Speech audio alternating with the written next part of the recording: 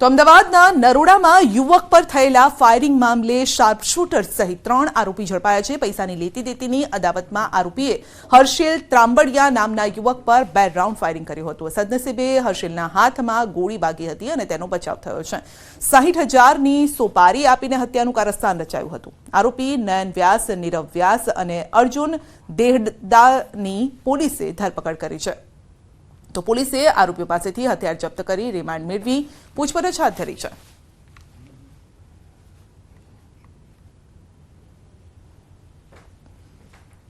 ક્યાંક આપણે 3 આરોપીઓને અટક કરેલા છે। અત્યારે 3 આરોપી 4 દિવસના પોલીસ રિમાન્ડ ઉપર છે આપણી પાસે।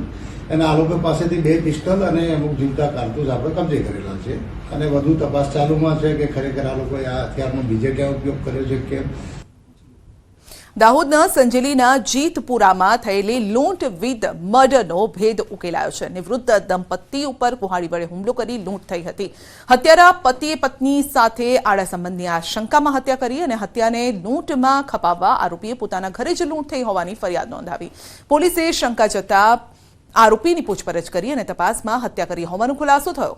કારમાં લાગેલા છાણ અને લીલા ઘાસથી પોલીસને કડી મળી હતી। પોલીસે હત્યારાને ઝડપી મુદ્દામાલ કબજે કર્યો છે।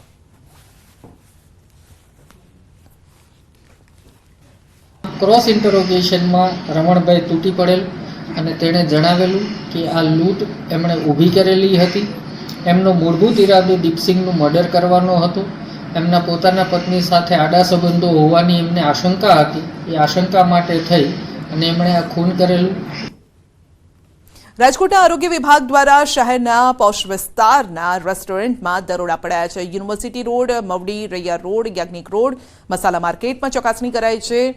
તો મિર્ચીઝ બીએનએસ બિનહરીફ સંજય ખમણમાં બીમાર પાડતી ખાદ્ય ચીજો મળી આવી છે। વાસી noodles, pasta, salad, Manchurian, chilli sauce, લીલી ચટણીનો 30 કિલો જથ્થો પણ નાશ કરાયો છે।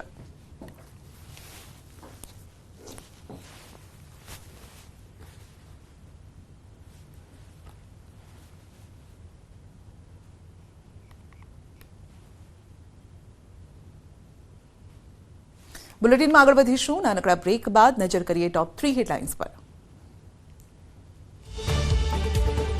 અયોધ્યામાં ભગવાને કરાયું સૂર્ય તિલક। મોટી સંખ્યામાં ઉમટ્યા ભક્તો। રામ જન્મોત્સવની કરાઈ ઉજવણી।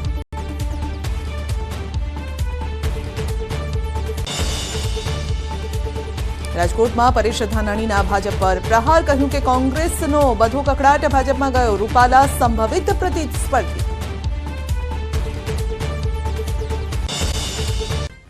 ચૂંટણીને લઈને આંતરરાજ્ય બોર્ડર ઉપર તકેદારી વધારાઈ છે। ગુજરાત રાજસ્થાન પરના અરવલ્લી જિલ્લામાંથી પસાર થતી બોર્ડર ચેકપોસ્ટ પર વાહન તપાસ તેજ કરાઈ છે। ચૂંટણી સમયે થતી રોકડ તેમજ દારૂની હેરાફેરી અટકાવવા માટે પોલીસ વિભાગ તેમજ ચૂંટણી પંચે વિશેષ તકેદારી રાખી છે, જેને લઈને બોર્ડર સિવાય પણ સ્ટેટ અને નેશનલ હાઈવે પર નવી ચેકપોસ્ટ બનાવાઈ છે। અગાઉ 1 કરોડ ઉપરાંતની રકમ શામળાજીની રતનપુર ચેકપોસ્ટ પરથી ઝડપાઈ હતી અને છેલ્લા 2 દિવસમાં 4 પ્રોહિબિશનના કેસ નોંધવામાં આવ્યા છે। તો પોલીસે કારમાં ગુપ્તખાનું બનાવી દારૂની હેરાફેરી કરતા લોકોને ઝડપી લેવા માટે તજવીજ હાથ ધરી છે।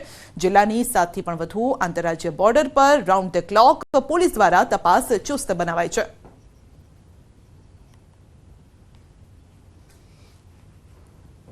લોકસભાની ચૂંટણીને લઈને રાજ્યની જે આંતરરાજ્ય બોર્ડરો છે ગુજરાત રાજસ્થાનની તે એલર્ટ ઉપર રાખવામાં આવી છે।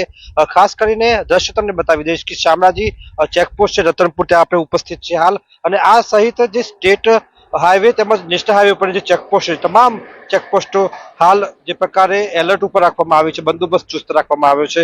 કારણ કે જે પ્રકારે અગાઉ અહીંથી 15 દિવસ પહેલા 1 કરોડ જેટલી રોકડ રકમ ઝડપાઈ, જેના 2 દિવસમાં 4થી વધુ પ્રોહિબિશનના કેસો નોંધાયા છે। તેવા સંજોગોમાં જે છુપું ખાનું બનાવી ગુપ્ત ખાનામાં દારૂ અહીં લાવવામાં આવતું હોય છે ગુજરાતમાં, તેવા સંજોગોમાં પોલીસ દ્વારા બંદોબસ્ત ચુસ્ત કરવામાં આવ્યો છે। ઉંડવા બોર્ડર હોય, જે પ્રકાર જગાબોર બોર્ડર હોય, બોબી માતા બોર્ડર હોય, સામે જોઈ શકો છો કે રાજસ્થાનની બોર્ડર વિસ્તાર જોઈ શકાય છે।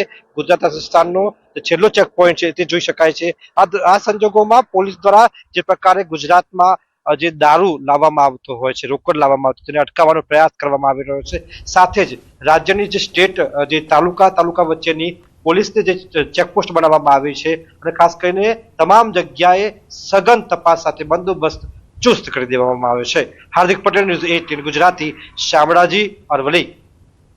દ્વારકામાં બાઇક કાર વચ્ચે અકસ્માત, બેના મોત થયા છે. રોંગ સાઈડમાં આવતા કાર ચાલકે બાઇકને ટક્કર મારી છે. કારની અડફેટે 2 બાઇક સવાર શિક્ષકોના મોત થયા છે.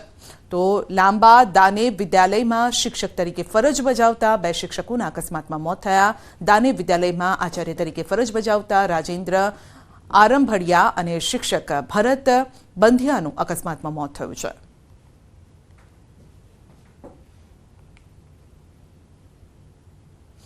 રાજકોટના ગોંડલના નવા માર્કેટયાર્ડ પાસે અજાણ્યો પુરુષ વીજ પોલ ઉપર ચડી જતા ભારે દોડધામ મચી ગઈ. શિવ હોટેલ પાસે હેવી લાઇન વીજ પોલ ઉપર માનસિક અસ્થિર જેવો લાગતો યુવક ચડી જતા લોકોના ટોળા એકઠા થઈ ગયા. અજાણ્યો યુવક વીજ પોલ ઉપર ચડી જતા વીજ પુરવઠો બંધ કરવામાં આવ્યો. પીજીવીસીએલના કર્મચારીઓ, પોલીસ, પાલિકાના ફાયરનો સ્ટાફ સ્થળ પર પહોંચ્યો.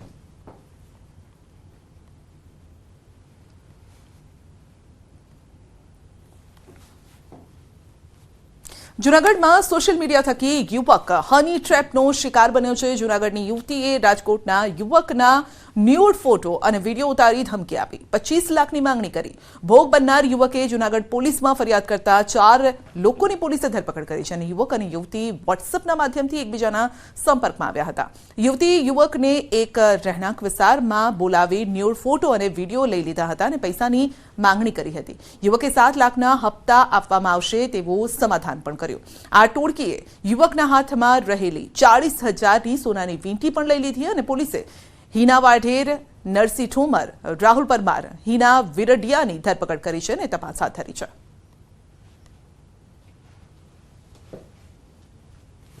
મોબાઈલથી મિત્રતા બાંધી વોટ્સઅપ ચેટ કરેલ. ત્યારબાદ પોતાના ઘરે અહીંયા જોશીપરા બોલાવેલ એવું બાનું બતાવી અને આ જે યુવતી છે હિનાબેન કાનજીભાઈ વાઢેર, તેમને બંને ન્યૂડ થયેલા અને આ જે ફરિયાદી છે તેના આ પ્રકારના ફોટો પાડી લીધેલા.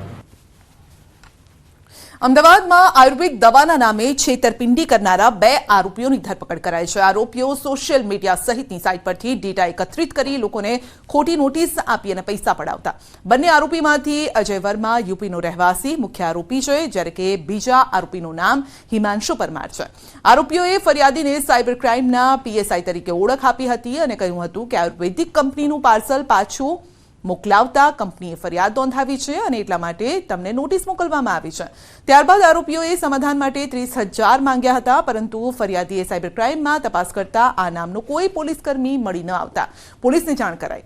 પોલીસ તપાસમાં 2 આરોપીઓની ધરપકડ કરાઈ છે અને આરોપીઓએ અત્યાર સુધીમાં કુલ 13 લોકો સાથે છેતરપિંડી કરી અને કુલ 4 લાખથી વધુની રકમ વસૂલી લીધી હોવાનો ચોંકાવનારો ખુલાસો થયો છે. થોડા દિવસો પહેલાં એક અનનોન નંબરથી ફોન આવે છે એમને અને જે વ્યક્તિ પોતાની ઓળખ ગાંધીનગર સાયબર ક્રાઇમમાં હેમંતસિંહ પીએસઆઈ તરીકેની આપે છે અને ફરિયાદીને એવું જણાવે છે કે આપે એક અર્બન મેટ્રો કંપનીમાંથી જે દવાનો ઓર્ડર કરેલો હતો એ રિજેક્ટ કરેલો છે અને પછી એમના ખરાબ રિવ્યૂ આપેલા છે. તો એ બાબતે જે અર્બન મેટ્રો કંપનીએ આપની વિરુદ્ધમાં એક ફરિયાદ દાખલ કરી છે અને એ બાબતની પછી ફરિયાદીને એક ફેક નોટિસ આપે છે.